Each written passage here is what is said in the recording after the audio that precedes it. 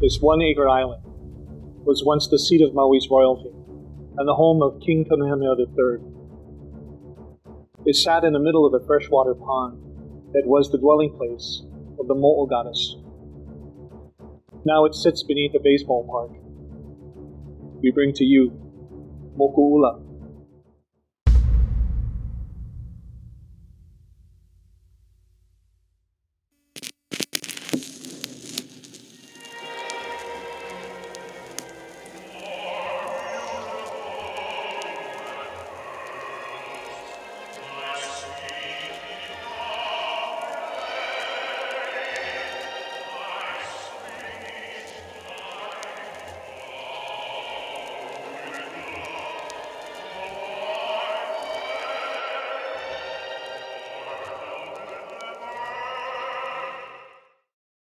The Wahipana Moku'ula and its surrounding freshwater spring-fed pond, Moku'hinea ika Malu'ulu'olele.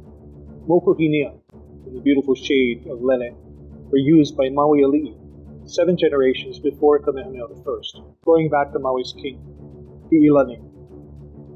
Credited with unifying the entire island of Maui, Pi'ilani ruled from this island in the center, Lahaina, known by its ancient name, Lele. His residence became associated with the Mo'o who lived in the adjacent fish pond of Moku'hinea and guarded his royal family. Pi'ilani and his deified daughter, the Mo'o Kihawahine, established Moku'ula as a sacred place. Nearly 200 years ago, King Kamehameha III made his private residence on the 1-acre island of Moku'ula. During that time, it was still the center of the unified Hawaiian kingdom. Kau'i Keauli was just a child when he became king after the death of his brother, Liholiho, Kamehameha II. In 1825, he was ushered away to attend the king's affairs, only returning to his childhood home for a visit 4 years later. After the death of his beloved sister, Nahi'enaena, King Kamehameha III returned to Moku'ula and took up residence on the small island to be near his sister. From here, he ruled until moving the Hawaiian capital to Honolulu in 1845. Burials of Ali'i also took place on the tiny island of Moku'ula. The description of the mausoleum of Nahi'enaena tells of a large chamber, elegantly furnished with chairs, tables, large mirrors, beautiful china matting, and a small organ upon which the king played. In the center of the room was the elaborate frame of a large bed, nearly the size of 3 common beds. Upon this were 3 coffins, placed side by side.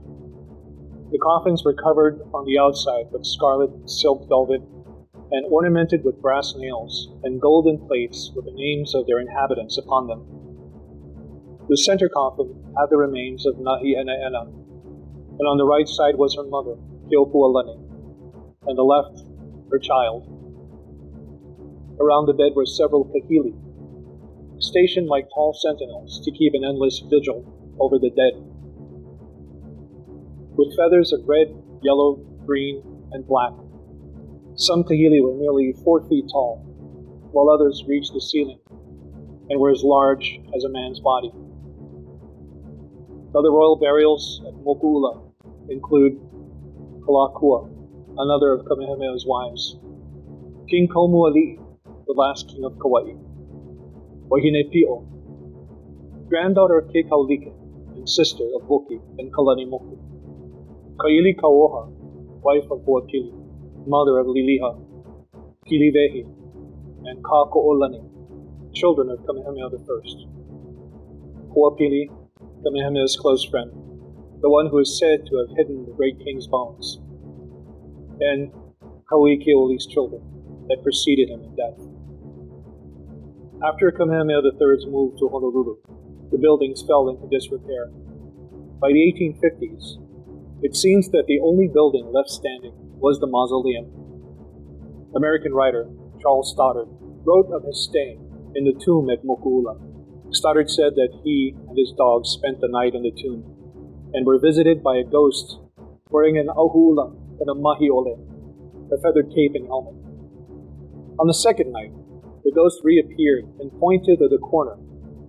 In the morning, Stoddard dug up the floor in the corner and found the bones of an ali'i, dressed in disintegrating Moku'ula and mahi'ole. He removed the perfectly preserved Laini Hopalawa, a necklace made of human hair, and a carved whale-tooth pendant. This signified ali'i status. Stoddard kept the Laini Hopalawa for himself.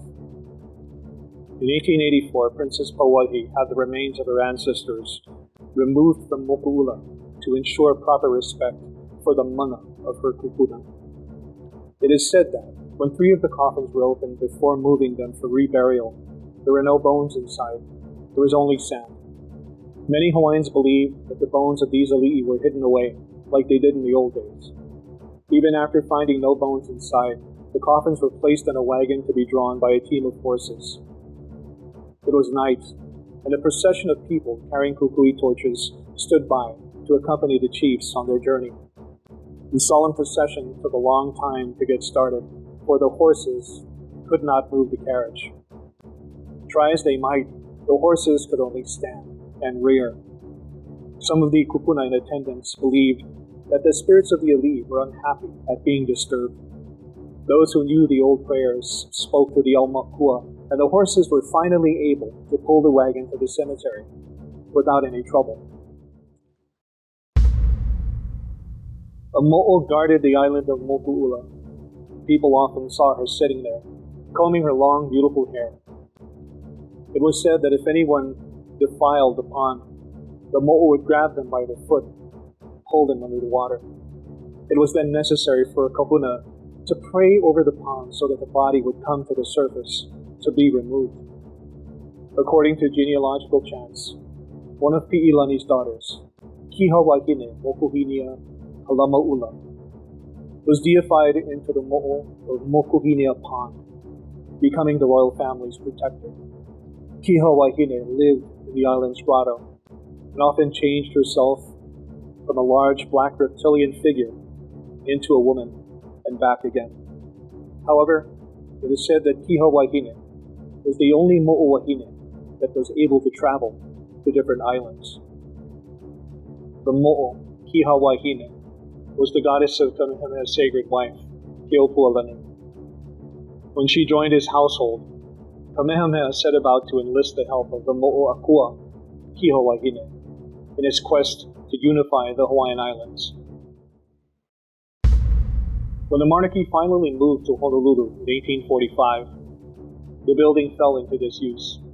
The sugar planters diverted water sources to their cane fields, and the ponds became a stagnant, mosquito-infested marsh.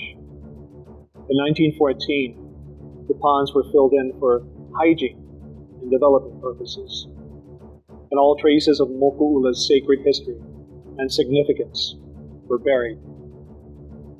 In 1993, archaeologists excavated more than 16 test beds in the park.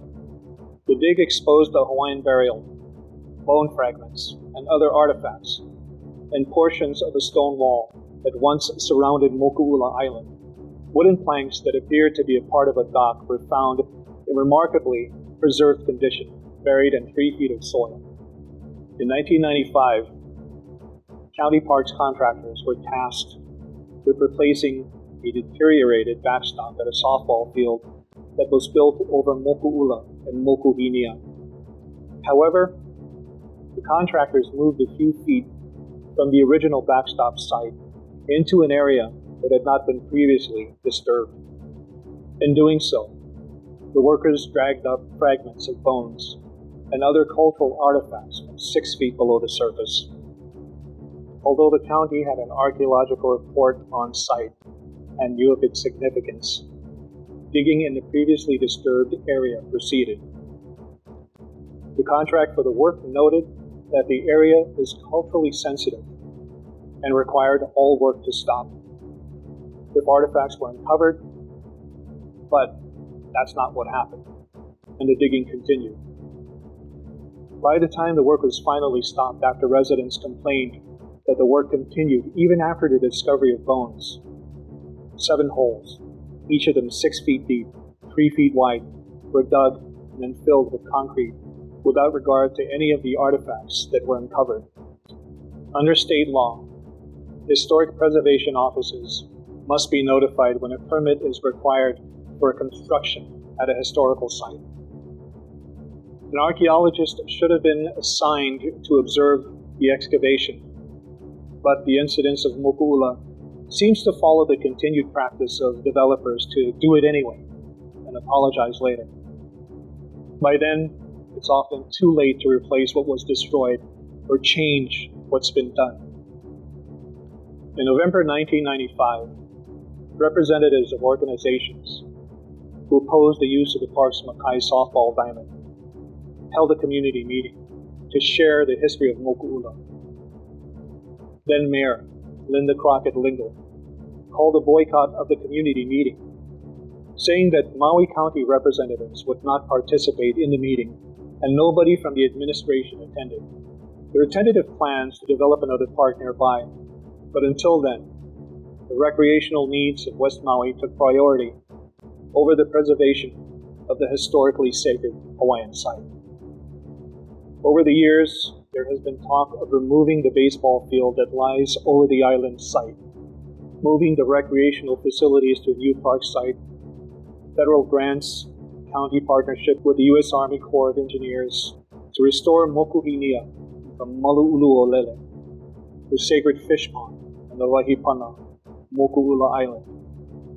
Despite 30 years of talks and efforts at restoration, as of right now, the sacred site remains bound beneath the county park. Although the space is used for various sports and recreation, one can still feel the mana of Moku'ula. There are still bones of ancient ali'i there, and although the place is buried beneath sand, coral, and soil backlift, the wake of the Mo'o goddess, as she slipped through the water, still sends ripples, chicken skin, down the backs of unsuspecting visitors to the area. Perhaps one day, the vision of an 1863 oli, published in the Hawaiian language newspaper, Tuho'i Kanani Moku'ula, Return the Glory to Moku'ula, will finally come to fruition.